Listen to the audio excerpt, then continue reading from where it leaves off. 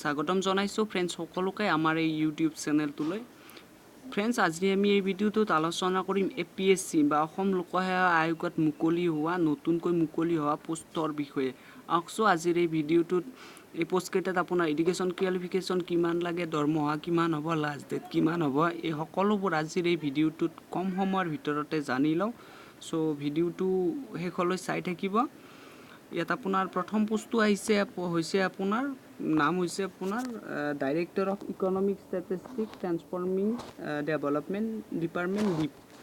আপোনাৰ total post আছে প্ৰায় এটা পোষ্টেই আছে ইয়াত। তাৰপিছত আপোনাৰ পোষ্টকেইটা ইয়াত দৰমহাটো উল্লেখ কৰিছে। দৰমহাটো প্ৰায় 30,000 টকা, প্ৰতি মাহিলী 30,000 টকা হ'ব। তাৰ উপৰিও আপোনাৰ প্লাছ গ্ৰেড পে থাকিব 16,900 টকা। তাৰপিছত অন্যান্য চৰকাৰী সা সুবিধাসমূহ থাকিব। ইয়াত বয়সটো উল্লেখ কৰিছে ফ্ৰেণ্ড, বয়সটো আপোনাৰ 35-ৰ পৰা 48 বছৰৰ ভিতৰত হ'ব লাগিব। 1 জানুৱাৰী 2019-ৰ ভিতৰত প্ৰাৰ্থীজন 35-ৰ পৰা 45 বছৰৰ ভিতৰত হ'ব লাগিব। চ' এডুকেশ্যন কোৱালিফিকেশ্যন বিচাৰিছে আপোনাৰ ক্লাছ মাষ্টাৰ ডিগ্ৰী আৰু ষ্টেটিষ্টিক মেথামেটিক্স ইকনমিক্স ফৰ ৰিকগনাইজেশ্যন ইউনিভাৰ্চিটিৰ পৰা আপোনাৰ মাষ্টাৰ ডিগ্ৰী কৰিব লাগিব। ইয়াৰ পিছত আপোনাৰ 2 বছৰৰ আপোনাৰ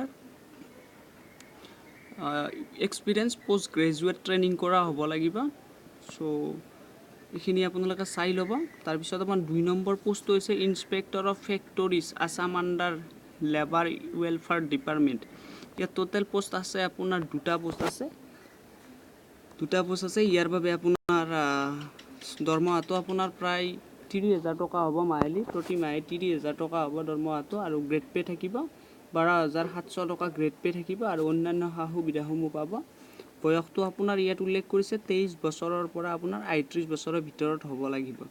ইয়াত আৰু উল্লেখ কৰিছে 3 years এগেট ৰিলেকশ্যন OBC আৰু MOBCক আপোনাৰ গভৰ্ণমেণ্ট নিয়ম অনুসৰি আপোনাৰ ৰেহাই দিয়া হ'ব। তাৰপিছত আপোনাৰ ইয়াত এডুকেশ্যন কোৱালিফিকেশ্যন বিচাৰিছে আপোনাৰ ইঞ্জিনিয়াৰিং টু টেকন'লজি মেকানিকেল, আপোনাৰ ইলেক্ট্ৰিক ইঞ্জিনিয়াৰিং কৰা হ'ব লাগিব প্ৰাৰ্থীজন। চ' 2 বছৰৰ আপোনাৰ এক্সপিৰিয়েঞ্চ বিচাৰিছে ৱৰ্কশ্বপত।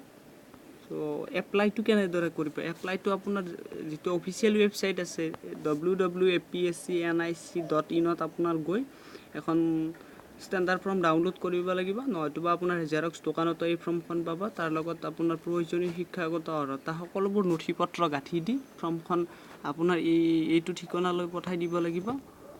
ডেপুটি ছেক্ৰেটাৰী APSC জৱাহৰলাল নগৰ, খানাপাৰা, গুৱাহাটী 781022 এই ঠিকনাটোলৈ পঠাই দিব লাগিব।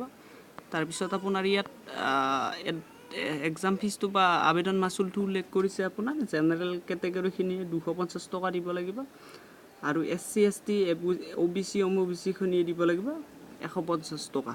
আৰু যাৰ BPL কাৰ্ড আছে আপোনাৰ 3 নম্বৰটো চাই ল'ব, BPL কাৰ্ড থকাখিনি আপোনাৰ এক্সাম আবেদন মাচুলটো দিব নালাগে। চ' ভিডিঅ'টো আজিলৈ এইখিনিয়ে। ভিডিঅ'টো যদি ভাল লাগে লাইক শ্বেয়াৰ কমেণ্ট কৰক আৰু আমাৰ চেনেলটো ছাবস্ক্ৰাইব কৰক। চ' আজিলৈ ইমানেই, ধন্যবাদ।